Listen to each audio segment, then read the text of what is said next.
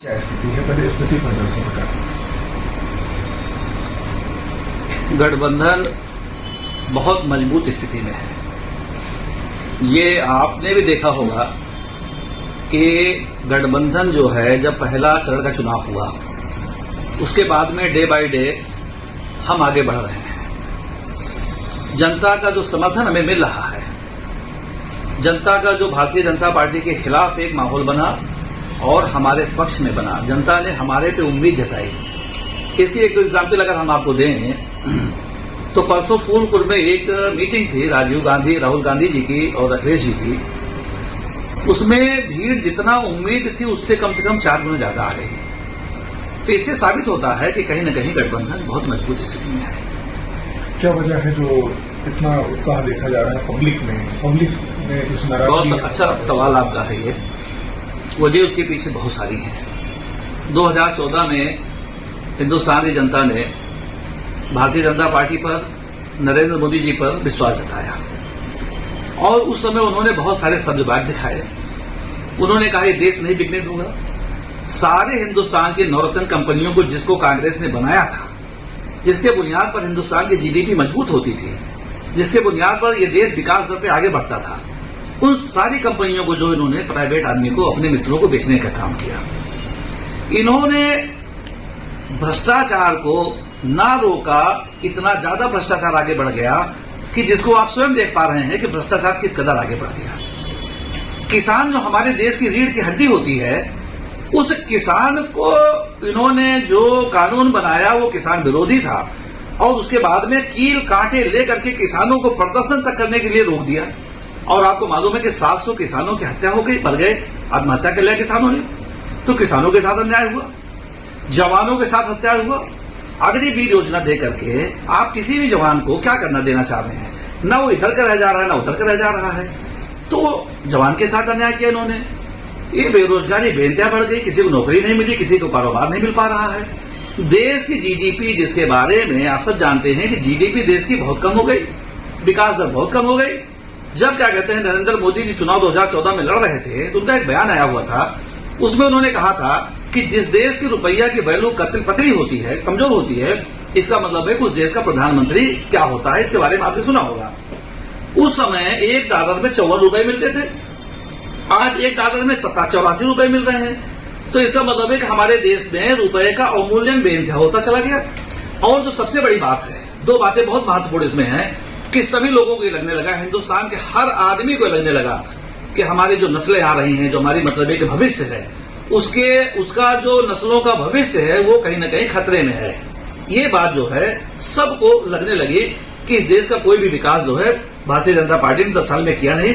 कोई ऐसा बड़ा काम नहीं किया, कोई संस्था नहीं बनाई, कोई इंस्टीट्यूट नहीं बनाया, कोई तालीम मतलब एक एजुकेशन को लेकर के गंभीर नहीं रहे, स्वास्थ्य को लेकर के गंभीर नहीं रहे, सड़क को, पानी को लेकर के गंभीर नहीं रहे, तो इन सब चीजों को लेकर के भी गंभीर नहीं रहे। तो बच्चों का जब भविष्य ही खतरे में हो गया तो लोगों ने कहा कि इनका साथ हम छोड़ देंगे। और सबसे ज्यादा जो लोगों को इफेक्ट किया कि बाबा साहब के द्वारा बनाए हुए जो संविधान है, जिसपे हिंदुस्तान चलता है, इस संविधान को बदलने की बात जब इन्होंने कहा, इन्होंने नारा दिया कि हिंदुस्तान में अब की हमारा 400 पार रहेगा। तो इनके लोगों ने, विश्वशर्मा ने, जब मुख्यमंत्री इनका जो है लल्लू सिंह ने, बहुत सारे लोगों ने कहा कि जब हम 400 पार कर जाएंगे तभी हम संविधान में बदलाव ला पाएंगे।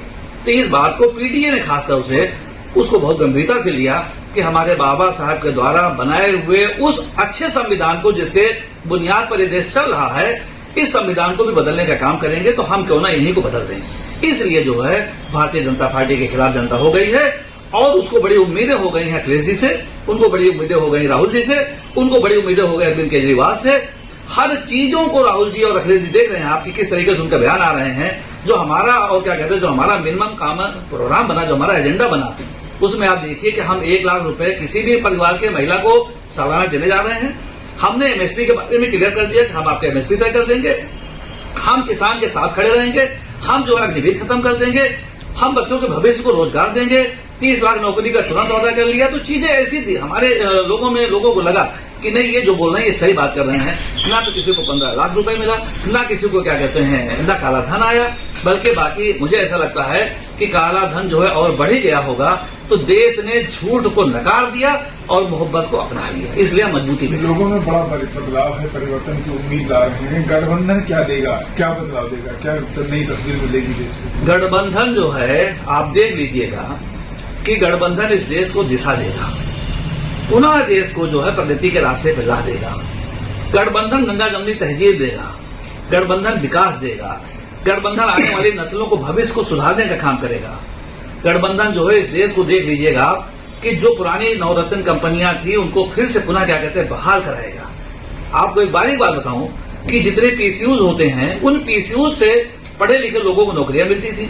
जब पीसीयूज को प्राइवेट को बेच दिया गया तो वो नौकरियां कम हो गई। प्राइवेट आदमी कम आदमी से काम चला लेता है तो नुकसान किसका हुआ? पढ़े लिखे बच्चों का हुआ, देश के भविष्य का नुकसान हुआ ना। इसलिए लोगों को गठबंधन पर विश्वास हो गया है और गठबंधन इस देश को पुनः क्या कहते हैं यहाँ की जीडीपी बढ़ाएगा, विकास बढ़ाएगा। आम आदमी पार्टी और समाजवादी पार्टी मिलकर चुनाव लड़ रही है, दोनों एक मुखालफत कर रही है भारतीय जनता पार्टी का, लेकिन अगले चुनाव में यही आम आदमी पार्टी आपकी प्रतिद्वंदी होगी, तो किस तरीके से प्रतिद्वंदिता फेस करेंगे? देखिए आज देश जो है बड़ी विकट स्थिति में है।